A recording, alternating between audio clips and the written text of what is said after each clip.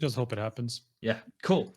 Okay, so this next one is to do with ESEA being revamped. So, Prof, we'll test you. We'll see how good your internet is. Do you have the, let's say, do you have the dot points for everybody at home of what this means and why it's good? Because it seems like it was received pretty in a positive light, right? Yeah, I mean, I actually did talk to one of the people behind the change from ESL/ESE. I mean, from ESL obviously now because it's all one big product. The whole gist of it is not cutting, but changing the number of seasons. So it's 4 seasons instead of 3, and at the same time getting rid of those like non-promotion seasons that existed in the past few years, which were kind of weird and people had to play them just to stay in, but it didn't really mean anything.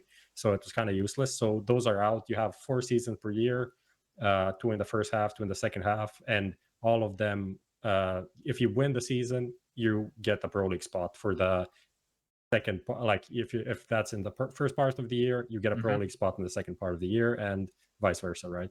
Okay. So that's the thing. And what they are trying to do is to make it like more structured.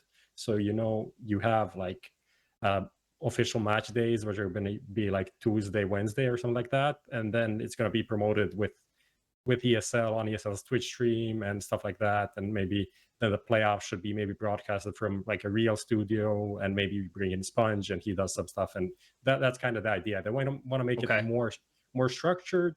The schedule should be like less maps, not less maps, less matches, because it's split into groups. It's not like the classic round robin with all the teams, but it's going to be like 2 groups of 7, 8, 9, 10, depending on the region teams, and then playoffs after that. So that's kind of, and it's going to be best of 3 in the groups now as well, not best of 1.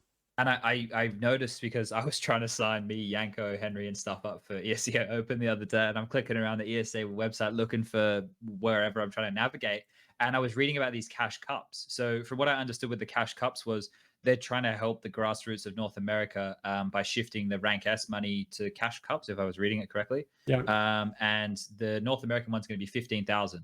So that's for like a couple days worth of games. I think it's like 1 or 2 days. And if you win that, you can, we're talking split between 5 guys. I think first place was $9,000. So that's not a bad sum of money for these, guys who want to work their way up the ranks. It's actually a pretty good place to start. So there's some good initiatives. Striker, is there anything with this that we missed that you think should be mentioned? Not particularly. I feel like we've covered it all. Okay. Well, Jesus, Joseph, and Bloody Mary, ladies and gentlemen, we are about to get into some absolute monstrous conversation.